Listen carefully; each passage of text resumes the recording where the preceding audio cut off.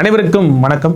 நம்ம சேனலை பொறுத்த வரைக்கும் அரசியல் குறித்த பல்வேறு விடயங்களை தொடர்ச்சியாக பேசிக்கிட்டு இருக்கோம். அந்த வகையில் இன்றைக்கி நம்ம எடுத்துக்கூடிய தலைப்பு என்னென்னு பார்த்தீங்கன்னாக்கா, அரசியல் களத்தில் கடந்த 2 நாட்களாக அதிக பேசுபொருளாக இருக்கக்கூடிய ஒரு விடயம் தான்.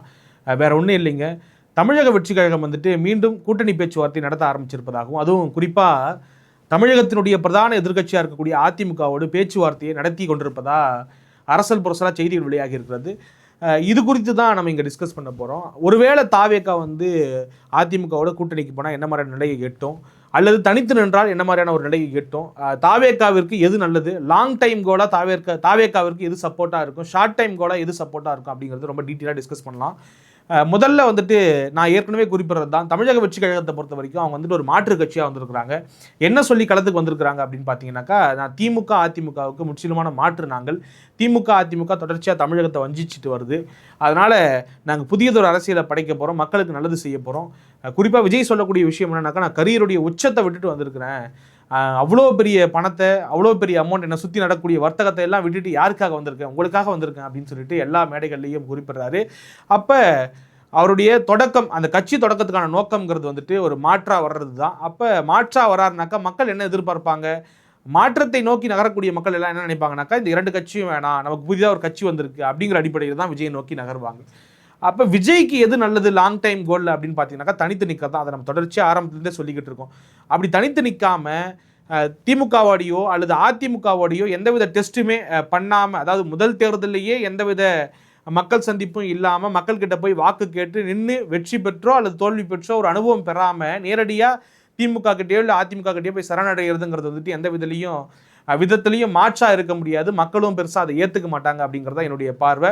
சப்போஸ் நீங்கள் திமுகவோட இல்லை அதிமுகவோட கூட்டணி வைக்கிறீங்கனாக்கா, அப்புறம் எதுக்கு உங்களுக்கு தனி கட்சி அப்படிங்கிற ஒரு கேள்வி மக்கள் மத்தியில் ஏற்பட ஆரம்பிச்சிடும். ஏன் சீமானுக்கு ஒரு ஆதரவு இருக்குது, சீமான் ஐடியாலஜிக்கலாக ரொம்ப ஸ்ட்ராங்காக இருக்கார் அப்படிங்கிறதாலே அதெல்லாம் கிடையாது.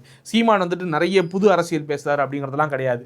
அதற்கெல்லாம் ஒரு ஆதரவு தளம் இருந்தாலும் கூட பெரும்பாலான மக்கள் ஏன் சீமானுக்கு வாக்களிக்கிறாங்க அப்படின்னாக்கா, தொடர்ச்சியாக தனிச்சு நிற்கிறாரு. அவரால் வெற்றி பெற முடியல. ஸ்ட்ராட்டஜிக்கலாக ஒரு பெரிய பின்னடைவு தான் அவருக்கு. கிட்டத்தட்ட 16 வருஷமாக தேர்தல் அரசியல் களத்தில் இருக்கிறாப்புல, 2016 தேர்தலை சந்திக்கிறாப்புல அப்படின்னும் பொழுது அவரால் ஒரு வெற்றி கூட பெற முடியலையே, ஒரு எம்எல்ஏ கூட பெற முடியலையே, ஒரு எம்பியை கூட பெற முடியலையே அப்படிங்கிற விமர்சனம் இருந்தாலும் கூட கிட்டத்தட்ட ஒரு 30 லட்சம் மக்களுக்கு மேலே இவருக்கு வாக்களிச்சிருக்கிறாங்க. அவங்களுடைய நம்பிக்கையை இவர் பெற்றிருக்காருனாக்கா அதற்கான காரணம் என்னன்னாக்கா, இவர் மாற்றுன்னு சொல்லிட்டு இந்த 2 திராவிட கட்சிகளோடையும் சேராமல் இருந்தது தான் காரணம். இன்னும் கேட்டிங்கனாக்கா 2 தேசிய கட்சிகளோடையும் அவர் சேர மாட்டேன்னு சொல்லிட்டார். அப்போ ABCDன்னு சொல்லிட்டு இந்த 4 கட்சிகளோடு நான் எப்பொழுதும் இணைய மாட்டேன் அப்படிங்கிற ஒரு குறிக்கோளோட தீர்க்கமாக இருக்கிறதால தான் இந்த 30 லட்சம் வாக்குகள் விழுந்திருக்கு அப்படின்னு நான் பார்க்குறேன். அவருடைய கொள்கையை தாண்டி அவருடைய செயல் திட்டங்கள், அவர் விளக்கக்கூடிய அந்த செயல் திட்டங்களை எல்லாம் கடந்து இந்த ஒரு காரணம் தான் முக்கிய காரணம்னு நினைக்கிறேன். அந்த அடிப்படையில் விஜய் தனித்து நின்னா மட்டும்தான் அவருக்கு ஒரு பலமாக இருக்கும். லாங் டைம் மிஷனாக சொல்கிறேன். ஷார்ட் டைம் மிஷனாக அதை நம்ம தனியாக பேசுவோம். இப்போ விஜய்ங்கிறவர் நான் அரசியல் களமாட போகிறேன், தொடர்ச்சியாக நான் களமாட போகிறேன். இந்த கட்சிங்கிறது பார்த்தீங்கன்னாக்கா, எனக்காக நான் ஆரம்பித்த கட்சி கிடையாது, மக்களுக்காக ஆரம்பித்த கட்சி. இப்போ திமுக அதிமுக போன்ற இயக்கங்கள்லாம் தலைவர்கள் மறைந்து கொண்டே இருப்பார்கள், ஆனால் அந்த இயக்கம் நடந்துக்கிட்டே போகும். ஏன்னாக்கா அது ஐடியாலஜிக்கல் பார்ட்டி எதுக்காக ஆரம்பிக்கப்பட்டிருக்குனாக்கா, அது மக்களுக்கு சேவையாற்ற, தொண்டாற்ற, அரசியல் பணியாற்ற அப்படிங்கிறதுக்காக தொடங்கப்பட்டிருக்காது. தனிநபர்களை சார்ந்து இருக்கவே இருக்காது. கலைஞர் போனால் ஸ்டாலின் வருவார், இங்கே அதே போல் எம்ஜிஆர் போனால் ஜெயலலிதா வருவாங்க, ஜெயலலிதா போனால் எடப்பாடி வருவார். இப்படியாக தலைவர்கள் மாறிக்கொண்டே இருப்பார்கள், அந்த கட்சி நிலைப்பற்று கொண்டே இருக்கும். அப்படியான ஒரு சிந்தனையோட, அப்படியான ஒரு இயக்க மனநிலையோட விஜய் அவர்கள் வந்திருந்தால் நிச்சயமாக அவர் தனித்து தான் நிற்பார். தனித்து நின்று அந்த கட்சியை வலுப்படுத்துவதற்கான முயற்சி எடுப்பார் அப்படின்னு நான் பார்க்குறேன். சப்போஸ் எனக்காக நான் வந்திருக்கேன், நான் சிஎமாக வந்திருக்கிறேன், மற்றபடி எனக்கு பெரிய நோக்கெலாம் கிடையாது அப்படின்னாக்கா, அந்த கட்சி எப்படி விஜயகாந்த் இறந்த பிறகு தேமுதிக ஒன்றும் இல்லாமல் கரையான் அரித்த இந்த பலகை மாதிரி ஆகி போச்சு, அதே போல் தாவேகாவும் கரைந்து போகும், காணாமல் போகும் அப்படிங்கிறத யதார்த்தமான உண்மை. லாங் டைமாக பார்க்கும் பொழுது தாவேகாவிற்கு நல்லது, அந்த கட்சிக்கு நல்லது, விஜய்க்கு நல்லதுங்கிறது தனித்து நிற்கிறது தான். சப்போஸ் அவர் கூட்டணிக்குள்ளே போகிறாரு, அப்போ கூட்டணிக்கு போகிறதுக்கு அவருக்கு என்ன ஆப்ஷன் இருக்குது? ஒன்று தன் தலைமையில் ஒரு கூட்டணியை கட்டமைக்கணும், இல்லை இந்த 2 பிரதான கட்சிகளோடு ஏதோ ஒரு கட்சியோடு போய் கூட்டணி அமைக்கணும். அப்போ தனித்து நின்னா, ஃபஸ்ட்டு இந்த கூட்டணி குறித்துலாம் அப்புறம் பேசுவோம். தனித்து நின்னா அவருக்கு என்ன வர வெற்றி வாய்ப்பு இருக்குது அப்படிங்கிறத கொஞ்சம் டீட்டெயிலாக சொல்லிடுறேன். விஜய் அவர்கள் தனித்து இருக்கிற பொழுது அவருக்கு பெரிய வெற்றி வாய்ப்பு இருக்காது, நான் அடித்து சொல்ல முடியாத. ஏன்பா நீயே தான் தனிச்சு நிற்க சொல்கிற, வெற்றி வாய்ப்பு இல்லைன்னு சொல்கிறேன்னாக்கா, யதார்த்த களத்தை நான் சொல்கிறேன். ஏன் இதை சொல்கிறேன்னாக்கா, நீங்கள் திமுக அதிமுக 2 பிரதான கட்சி எதிர்க்க போகிறோம், மாற்றா வரோம்னாக்கா நமக்கு ரொம்ப நிதானம் தேவை, ரொம்ப பொறுமை தேவைன்னு நினைக்கிறேன். ஏன்னா அண்ணாதுரை அவர்கள் 49 அரசியல் களத்துக்கு வராரு அப்படின்னு வச்சுக்கிட்டா, 52, 57, 62 அதெல்லாம் கடந்து 67 தான் வந்து பார்த்தீங்கன்னாக்கா ஆட்சி பிடிக்கிறார். அப்போ இத்தனை ஆண்டு கால பயணம் தேவைப்படுது. அப்போ இந்த டிராவல்லாம் கடந்து தான் நிறைய அரசியல் பேசி, அவர் ஏற்கனவே இயற்கை அரசியல் கண்டு அந்த இயக்க அரசியலேருந்து தேர்தல் அரசியலுக்குள்ளே வந்து நிறைய மக்கள்கிட்ட போய் பேசி உரையாடி பல்வேறு வியூகங்களை வகுத்து தான் அந்த இடத்துக்கு நகர முடிந்தது. அப்போ எம்ஜிஆருங்கிறவர் வந்துட்டு எப்படி வந்த முதல் தேர்தலே ஜெயிச்சாருனாக்கா அதற்கு பின்னாடி அவருக்கு வந்து 25 ஆண்டு கால அரசியல் வரலாறு இருக்குது. அவர் திமுகவினுடைய பெருமங்கமாக இருந்திருக்காரு. ஒரு பெரிய டிராவல் அரசியலை வச்சுக்கிட்டு திமுகவினுடைய பலத்தை தன் பலமாக மாற்றி கொண்டு அரியணை ஏறினாரே தவிர ஜஸ்ட் லைக் தட் நேராக வந்து அரியணை ஏறல. அப்போ இதையெல்லாம் விஜய் வந்து கவனத்தில் வச்சுக்கொண்டு வெற்றி வந்துட்டு வசப்படாதுங்க.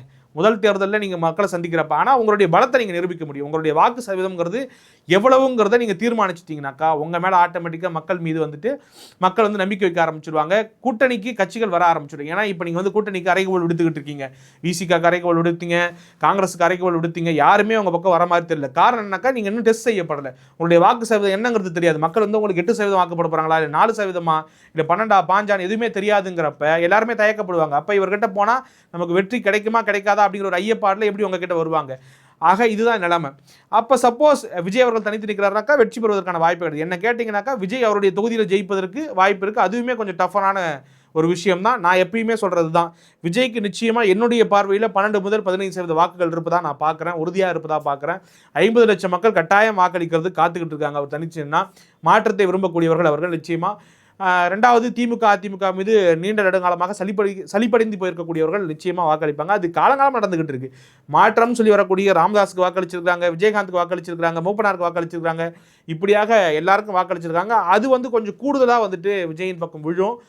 கொஞ்சம் திமுக அதிமுக வாக்குகளையும் சேர்த்து பிரிப்பார். மாற்றத்தை விரும்புபவர்களை தாண்டி விஜய் மீது இருக்கக்கூடிய கிரேஸு, அவர் அடைந்திருக்கக்கூடிய உச்சம், இதெல்லாம் சேர்ந்து அவருக்கு இன்னும் கொஞ்சம் பெருவாரியான வாக்குகளை பெற்று தந்து ஒரு இதுவரைக்கும் தமிழ்நாடு கண்டிராத ஒரு 3வது பெரிய கட்சியாக 15% வாக்குகளோட நிற்பார், தனித்து நிற்பார் அப்படிங்கிறதுல மாற்று கருத்தே கிடையாது. ஆக இதுதான் அவருடைய நிலைமையாக இருக்குது. சரி, தன் தலைமையில் ஒரு கூட்டணி அமைச்சா என்னவாவார் அப்படின்னு யோசிச்சு பார்க்குறப்ப தன் தலைமையில் எப்படி கூட்டணி அமைக்க முடியும்? திமுக பக்கம் எல்லாரும் இன்டாக்டாக இருக்கிறாங்க, அதிமுக பாஜக ஒரு பக்கம் கூட்டணியாக இருக்காங்க. அப்போ விஜய் அவர்களோடு வருவதற்கு யார் இப்போ இருக்கா வெளியில் அப்படின்னு பார்க்கும்போது டிடிவி தினகரன் அமமுக இருக்குது. அமமுகவில் யார் இருக்கான்னு பார்க்கும்போது டிடிவி தினகரன் மட்டும்தான் இருக்காரு. கூட ஒரு 3 பேர் இருக்கிறாங்க. அப்போ டிடிவி தினகரன் அந்த 3 பேரையும் நம்பி விஜய் போனார்னாக்கா ஒரு பிரயோஜனமும் கிடையாது. அவங்களுக்கு எத்தனை சீட்டு ஒதுக்க போறாரு, என்ன பலன் கிடைக்க போகுது? அப்போ ஓபிஎஸ் நம்பி போவாரா? ஓபிஎஸ் தனியாக வெளியில் இருக்காரு, ஓபிஎஸ் அவரையே அவர் நம்புவாரான்னு தெரியல. இப்படியான சூழலில் தான் டிடிவி தினகரன் ஓபிஎஸ் போன்றவர்களாக இருக்கிறாங்க அப்படிங்கிறத நம்ம பார்க்குறோம். அப்போ வேற யார் ஆப்ஷன் இருக்கிறா? பாமக வெளியில் இருக்குது, தேமுதிக வெளியில் இருக்குது. தேமுதிக கழுது தேஞ்சு கட்டரம்பான கதையாக பல அப்படியே கீழே இறங்கி போய்கிட்டே இருக்கு. மேபி இவங்க எல்லாரையும் சேர்த்து ஒரு பெர்செப்ஷன் வார வேணா உருவாக்கலாம், ஒரு பெர்செப்ஷன் பேட்டில் வேணா உருவாக்கலாம். ஆனால் இவர்களை எல்லாம் ஒன்று நிறுத்தி அங்கே விஜயும் சேர்ந்து நிற்கிறப்ப இது ஒரு பெரிய கூட்டணியாக தெரியுமா, ஒரு அமைப்பாக தெரியுமான்னு கேட்டால் எனக்குலாம் வாய்ப்பே இல்லைன்னு தான் தோணுது. ரெண்டாவது, இவர்களுக்கெல்லாம் என்ன ஒரு ஸ்ப்ளிட் பண்ணி கொடுப்பாப்புல, சீட்ஸை ஸ்ப்ளிட் பண்ணி கொடுப்பாப்புல அப்படிங்கிறது ஒரு பெரிய கேள்வியாக இருக்குது. யாருக்கு என்ன பலம் இருக்குது அப்படிங்கிறத அறிஞ்சு கொடுக்க முடியுமா அவரால்? அந்த அளவுக்கு நேர்த்தியான அரசியல்வாதியா, அப்படியான ஒரு கட்டமைப்பு அவங்ககிட்ட இருக்கா? யார் வேலை பார்க்க போகிறா? இப்போ அதிமுகவில் ஒரு கூட்டணி போயிட்டு ஒரு கட்சி சேருது, ஏன்னா தேமுதிக மாதிரி ஒரு கட்சி போய் சேருது, பாமக மாதிரி ஒரு கட்சி சேருதுனாக்கா அதிமுக தொண்டன் வேலை பார்த்து கொடுத்துருவான், பூத்தில் இருப்பான், கண் விழிச்சு இருப்பான், எவ்வளோ ஓட்டு போடுறாங்க, என்ன ஓட்டு கவுண்டிங்கு, ஒரு ஓட்டரை எப்படி பூத்து கொண்டு வரணும் அப்படிங்கிறது எல்லாம் அதிமுக திமுக காரங்களுக்கு தெரியும். தாவேகா காரங்களுக்கு இப்போ தான் அவங்க பயிற்சி பற்றிலே இருக்கிறாங்க. தாவேகா இருக்கக்கூடிய எத்தனை உறுப்பினர்களுக்கு வந்து ஃபார்ம் ஃபில்அப் பண்ண தெரியும் பூத்தில் போயிட்டு அப்படிங்கிறதே மிகப்பெரிய கேள்விக்குறியாக இருக்கிறப்ப தாவேகாவை நம்பி ஒரு கூட்டணி அமைஞ்சாலும் கூட அந்த கூட்டணி வந்துட்டு பெருசாக சோபிக்க போகிறது கிடையாது. அது ஒரு மக்கள் நல கூட்டணி, அது ஒரு பெரிய மக்கள் நல கூட்டணியாக இருக்கும். அப்போ மக்கள் நல கூட்டணி வந்து 6% வாக்குகளை வாங்கி எல்லா இடங்களையும் டெபாசிட் எழுந்தாங்க. இவங்க வந்துட்டு ஒரு 10 முதல் 15% வாக்குகளை வாங்கி எல்லா இடங்கள்லையும் டெபாசிட் வைப்பாங்க. அப்படின்னா ஒரு சில இடங்களில் டெபாசிட் காப்பாற்றப்படும் அப்படிங்கிறது தான் என்னுடைய பார்வையாக இருக்குது. ஆக தாவேகா தலைமையில் கூட்டணி அமைஞ்சாலும் பிரயோஜனம் கிடையாது, தாவேகா தனியாக நின்னாலும், அதாவது இந்த தேர்தலில் பிரயோஜனம் கிடையாது. ஆனால் தாவேகா தலைமையிலேயோ தாவேகாவோ தனித்து நின்று ஒரு சில சதவீத வாக்குகளை பெற்றுவிட்டால் வருங்காலங்களில், அதாவது தாவேகாவினுடைய எதிர்காலங்கிறது வந்துட்டு டிவிகேவை பொறுத்த வரைக்கும் பிரைட்டாக இருக்கும். இந்த தேர்தலில் அவரால் சோபிக்க முடியாது. இந்த தேர்தலில் ஒரே ஒரு கட்சியால் தான் திமுக வீழ்த்த முடியாது. எந்த கட்சினாக்கா அவங்க எல்லாருக்குமே தெரியும், அதிமுக தான். அதிமுக அதை பல முறை செய்திருக்கிறது. கடந்த 11 பேட்டில் 7 முறை வந்துட்டு அதிமுக திமுகவை வென்றிருக்கிறது, 4 முறை தான் திமுக வென்றிருக்கிறது. அப்போ அதிமுகவில் மட்டும்தான் திமுகவை வெல்ல முடியுங்கிற யதார்த்தம் எல்லாருக்கும் தெரிந்த விடயம் தான். ஆக இப்படியாக இருக்கிறது சூழல். தனித்து நின்னாலும் சரி, தனித்த ஒரு கூட்டணி அமைச்சாலும் சரி, விஜய்க்கு இதுதான் சூழல். ஆக சீட்ஸை வந்துட்டு பெருசாக பெற முடியாது. ஆனால் ஓட் ஷேரை காமிக்கலாம். தன்னுடைய பலம் என்னங்கிறத தமிழக அரசியல் களத்தை நிரூபித்து அடுத்தடுத்து வரக்கூடிய தேர்தல்களில் முன்னேறி போகலாம். ஒரு பெரிய சக்தியாக உருவெடுப்பதற்கான வாய்ப்பும் சூழலும் விஜய்க்கு இருக்கதா நான் பார்க்குறேன். சரி, ஓகே, இங்கே முடிஞ்சிடுச்சு. அப்போ நம்ம என்ன டாபிக் பேச வந்த தனித்து இதே பேசிக்கிட்டு இருக்கிய. விஜய் வந்துட்டு அதிமுகவோட கூட்டணி பேசுகிறாரு. அப்போ அதனுடைய விளைவு என்னவா இருக்கும் அப்படின்னாக்கா, அதிமுக பயங்கர ஹாப்பியாக இருப்பாங்க. இதில் அதிமுகவுக்கு பெரிய சிக்கல்னாக்கா, இப்போ விஜய் வராரு.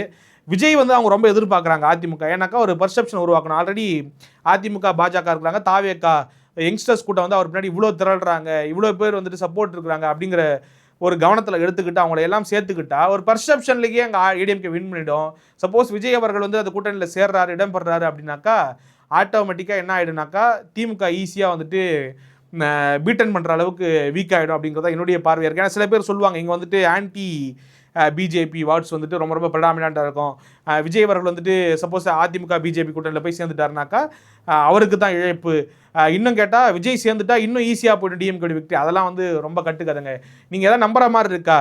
தமிழக அரசியல் வரலாறுங்கிறது வந்து ரொம்ப ரொம்ப நுட்பமானது, ரொம்ப ரொம்ப ஆழமானது. என்னதான் வந்து ஆன்டி டிஎம்கே ஆன்டி பிஜேபி ஓட்ஸாக இருந்தாலும் கூட பல்வேறு ஃபேக்டர்ஸ்களை சேர்ந்தது தான் தமிழ்நாடு அரசியல் களம். வாக்காளர்கள் எப்படி வாக்கு செலுத்துறாங்கனாக்கா, அங்கே பணம் பிரதானமாக ரோல் ப்ளே பண்ணுது, அரசியலில் வந்து சாதி பிரதானமாக ரோல் ப்ளே பண்ணுது, மதம் பிரதானமாக ரோல் ப்ளே பண்ணுது. ஒவ்வொரு ஊரில் வந்துட்டு ஒவ்வொரு விஷயங்கள், பல்வேறு விடயங்கள், ஒரு 10-15 ஃபேக்டர் ப்ளே பண்ணுது.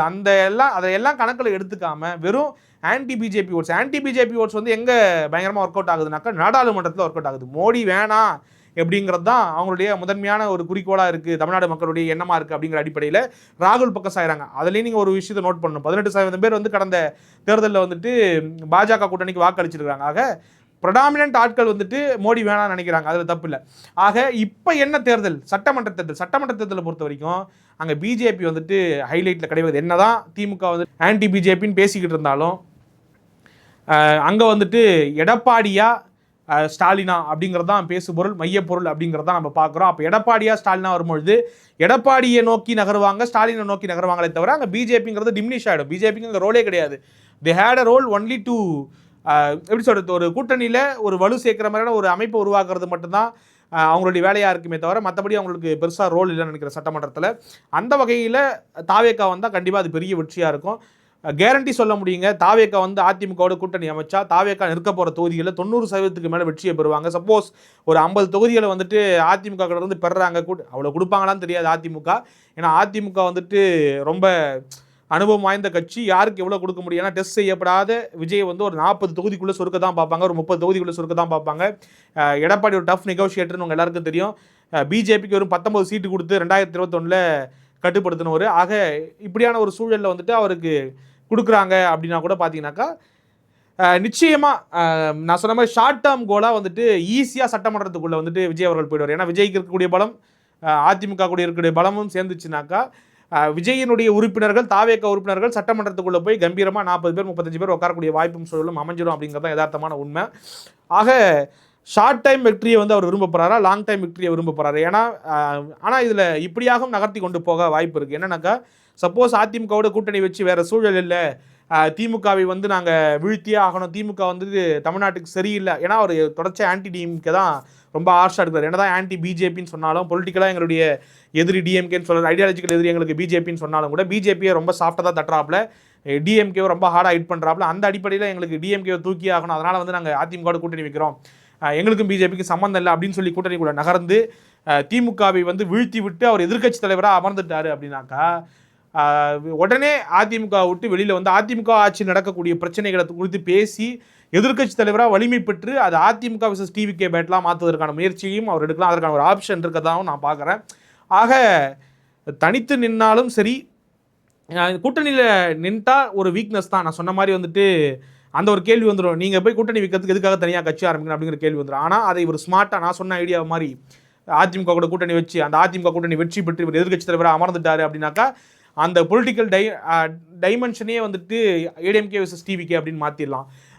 இல்லைன்னா இப்போ ஒரு நடக்காத ஒன்று சொல்லிக்கிட்டு இருக்காரு இல்லையா, டிவிகே விசஸ் டிஎம்கேன்னு சொல்லிட்டு. அதே யதார்த்த காலத்தில் உண்மை கிடையாது. இன்றைக்கான சூழலில் டிஎம்கே விசஸ் ஏடிஎம்கே தான். இவருடைய பிளேங்கிறது என்னவா இருக்க போது, இவருடைய ரோலுங்கிறது என்னவா இருக்க போதுங்கிறத இந்த எலெக்ஷன் ரிசல்ட் தெரிவிச்சிடும். ஆக இதுதான் சூழலாக இருக்குது. அவர் அதிமுகவோட கூட்டணி பேச்சுவார்த்தை நடத்திக்கிட்டு இருக்காருன்னு கேள்விப்படுறோம். என்ன முடிவுகள் எட்டப்பட போகுது. ஏன்னா இன்னும் 4 மாதம் இருக்குது. அரசியல் களத்தில் வந்து கடைசி நொடி வரைக்கும் திருப்பங்கள் நிறைந்ததாக இருந்துக்கிட்டே இருக்கும். ஆக ஒரு மட்டும் உறுதி, இந்த தேர்தலில் விஜய் வந்துட்டு ஒரு முக்கியமான ஒரு ரோல் பிளேயராக இருக்கிறாப்புல. பல்வேறு குழப்பங்கள் அவரை பற்றி பேசாத இடமே இல்லைங்கிற மாதிரி. ஏன்னா திமுக மேடைகளில் அவரை பற்றி பேசுகிறாங்க, அதிமுக ஒரு பக்கம் அவரை அழைத்துக்கிட்டு இருக்கிறாங்க. ஒரு இம்பார்ட்டன்ட் ஃபேக்டராக உருவெடுத்திருக்காரு 26 மட்டும் அவர் இம்பார்ட்டன்ட் ஃபேக்டராக இருக்க போகிறாரா, 31 36ன்னு சொல்லிட்டு தொடர்ச்சியாக அவருடைய கட்சியும் அவரும் முக்கியமான காரணியாக முக்கியமான அரசியல் சக்தியாக இருக்க போகிறாங்களாங்கிறது அவங்களுடைய செயல்பாடுகள் மூலமாக தெரியும். ஆக விஜய் தனித்து நின்றால் 2026 பூஜ்ஜியம், கூட்டணி சேர்ந்தால் எதிர்க்கட்சி தலைவர் அப்படிங்கிறதா என்னுடைய பார்வையாக இருக்குது. விஜய் ஆட்டோமேட்டிக்காக அதிமுகவோட கூட்டணி வச்சா அவர் எதிர்க்கட்சி தலைவர் ஆவதற்கான நிறைய வாய்ப்புகள் இருக்குது. திமுக வந்து பின்னுக்கு தள்ளப்படுவதற்கான வாய்ப்பும் நிறைய இருப்பதாக தான் என்னுடைய பார்வை இருக்குது. நான் இதை 2011 ஒப்பிட்டு பார்க்குறேன். எப்படி அதிமுகவும் தேமுதிகவும் சேர்ந்து ஒரு சூழல் உருவாச்சோ, எதிர்க்கட்சி அந்தஸ்தை வந்து திமுக இழந்ததோ, அப்படியான ஒரு சூழல் உருவாவதற்கான வாய்ப்பு இருப்பதாக பார்க்குறேன். ஆனால் அது எந்த அளவுக்கு தனிப்பட்ட முறையில் விஜயனுடைய அரசியலுக்கு பலம்ங்கிறது எனக்கு தெரியல. அதை உங்களுடைய பார்வைக்கு விட்டுடுறேன். என்னை பொறுத்த வரைக்கும் அது கொஞ்சம் வீக்கரான ஒரு மூவாக தான் இருக்கும். அடுத்தடுத்த வீடியோக்கள் உங்களை சந்திக்கும் முறை உங்களிடம் விடைபெறுவது உங்கள் நண்பன் தமிழரசன். டாடா.